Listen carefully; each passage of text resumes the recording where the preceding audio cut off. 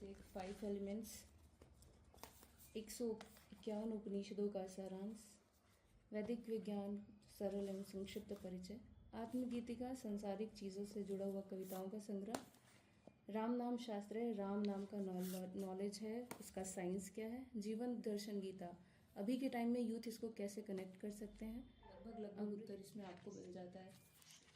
साथ ही ये उपनिषद सबसे इम्पोर्टेंट है, जिसे हनुमान चालीसा फिंगरप्रिंट्स हैं। तभी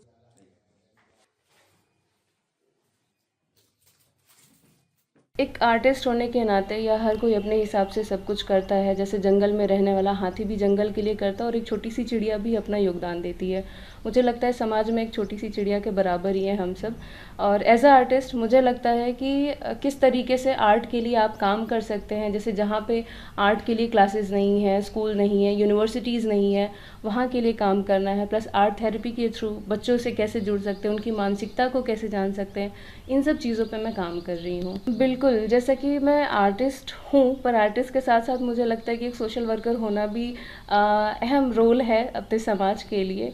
बेसिकली मैं जो पेंटिंग करती हूँ वो सनातन धर्म पे करती हूँ। सनातन पे करने का तात्पर्य है कि जैसे सभी लोग वेद उपनिषद के बारे में नहीं पढ़ पाते हैं, तो वेदों में क्या लिखा है, कैसे लिखा है, उसको पढ़ना, फिर उसको पेंटिंग करना, एग्जीबिशन करना, और सोल्ड होने के बाद जो पैसे मिलते हैं उनसे गरीब बच्चों की मैं क्लासेस लेती हूँ।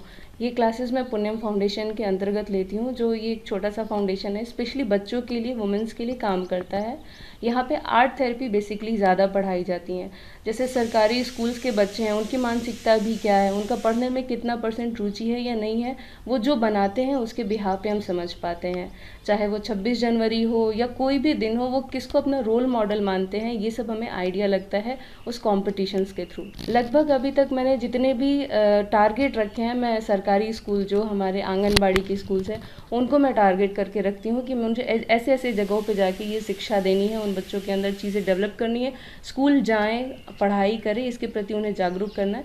इसलिए मैं काम करती हूँ और लगभग अभी तक 1000-2000 बच्चों के साथ मैं ऐसे इंटरेक्ट मंथली बेसिस पे कर लेती हूँ। पेंटिंग की लाइन में मैं 2014 से हूँ। बैचलर मेरा 2014 में स्टार्ट हुआ है, बैचलर, मास्टर, देन PhD।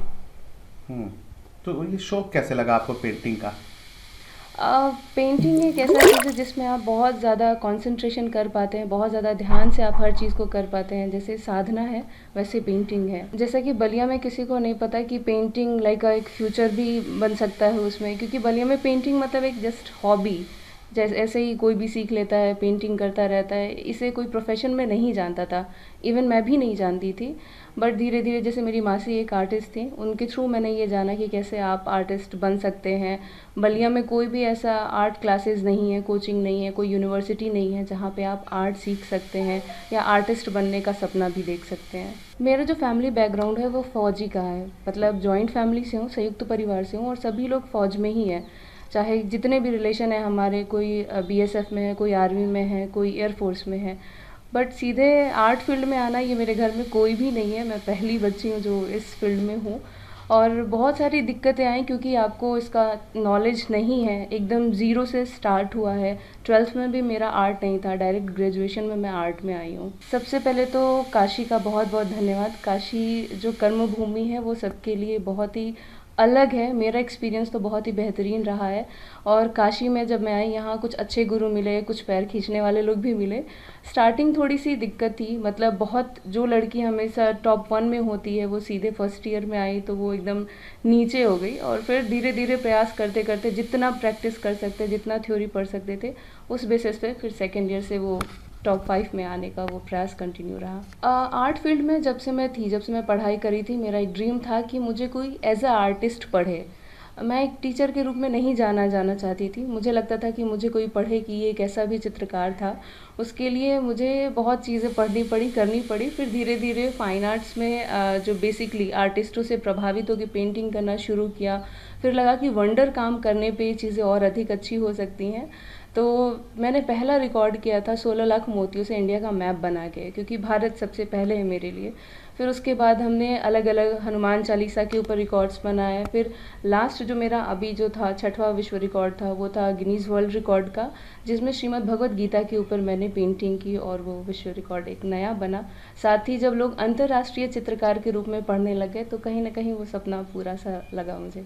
तो रिकॉर्ड बाहर आता है तब लोगों को पता चलता है कि फाइनली इन्होंने कोई रिकॉर्ड से बना लिया है, लेकिन कितने रिकॉर्ड्स के लिए अप्लाई किए, कितने रिकॉर्ड्स मेरे फेल हुए, वो लोगों को नहीं पता चलते। जैसे अभी रिसेंटली मैंने 3 अप्लाई किया हुआ है, ये अभी पब्लिकली नहीं है। जब तक वो सक्सेस नहीं हो जाता मुझे नहीं लगता कि उसको बाहर लाना चाहिए। जैसे लास्ट टाइम मैंने एक पेंटिंग बनाई थी, वो सिर्फ 1 इंच की वजह से रिजेक्ट हो गया था और मुझे लगा कि अगर 1 इंच में अच्छे से काम कर पाई होती तो शायद वो एक और विश्व रिकॉर्ड रहता। गौ माता के ऊपर एक पेंटिंग थी, विश्व की सबसे बड़ी पेंटिंग थी, इकलौती एक इंसान जो उसको बना रहा है। उसमें 38 लाख और लगभग ऐसा कुछ नंबर है जिसमें वो पेंटिंग किया गया।